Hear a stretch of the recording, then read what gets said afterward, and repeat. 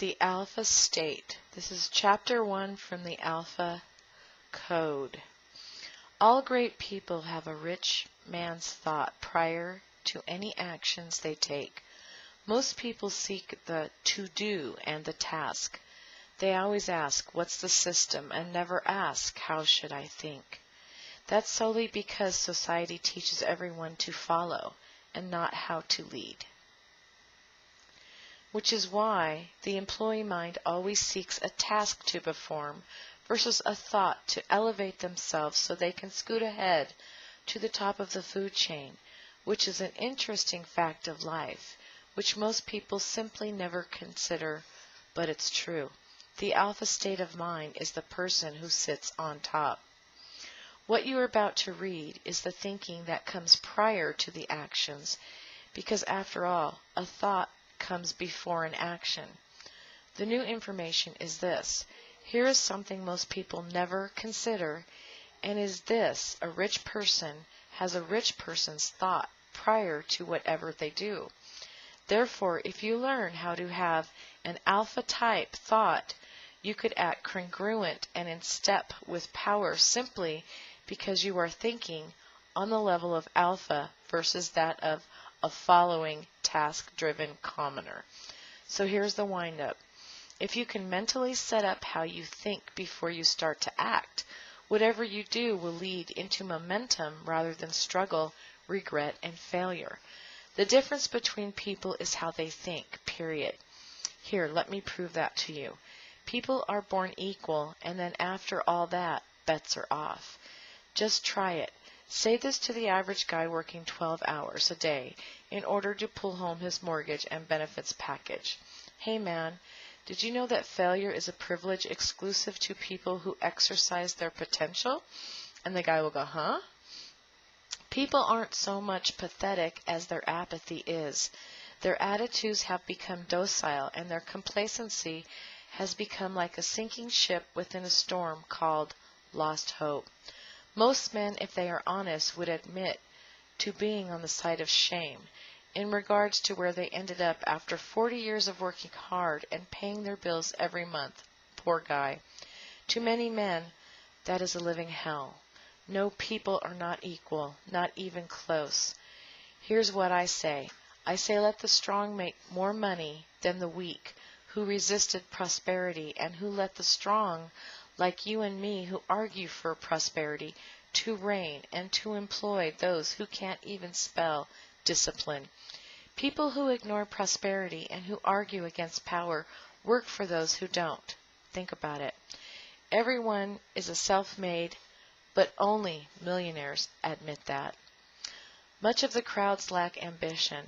They are devoid of true imagination, and they stand mindless in line, reciting yesterday's sports scores back and forth to each other, with nobody's home written all over their faces.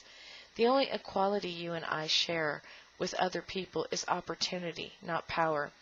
Being a penny short and a pound foolish, having more month left at the end of your money, that's a choice. Every day when you wake up, no one has a gun pointed at your head, making you go to where you are tolerated instead of celebrated. It's a choice. Change your mind and your choices change, and to do that it takes guts.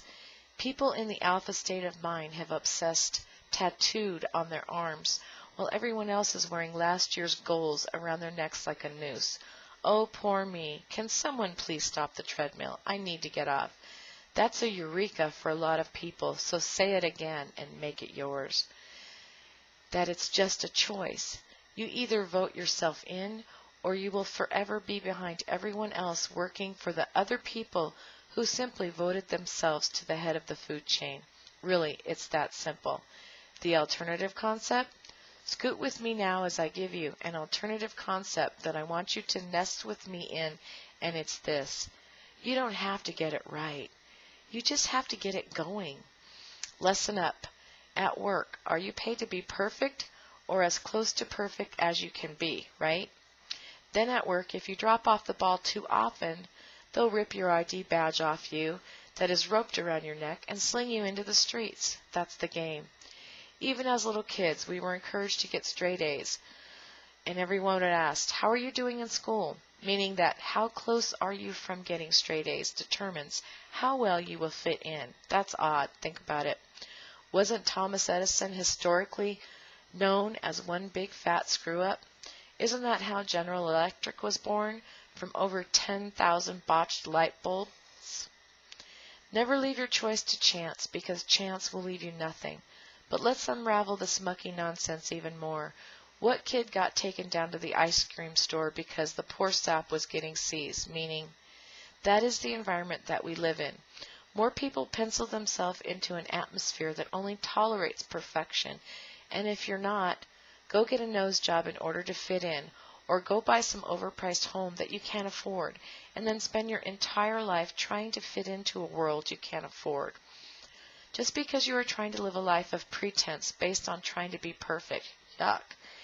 And all because some guy, when you were a peanut head, 100 years ago at birth plus 10 years, said to you, go be perfect. Spine. It takes discipline and a lot of spine to live tall enough to refute and ignore these false conditionings of the masses. It takes guts, grit, and gumption to shift into the soldiering of prosperity, rather than face the hell that stares back at others as they look at what they could have become each time they look in the mirror every morning. You don't have to get it right, just get it going. Grant people become great because they don't try to fit in. Did the Dixie Chicks, Ali, Madonna, or Arnold try to fit in? People who remembered the most, those who make the biggest contribution to society, never give up, and you can't have that kind of resolve if you let your environment dictate when it's time to stop trying. Society doesn't teach. All you can do is all you can do when all you can do is enough. Society teaches get it perfect, and if you don't, well, we'll fix the blame on you quick. Well, that kind of false thinking is not how Microsoft, Walmart, CNN, and Domino's was built.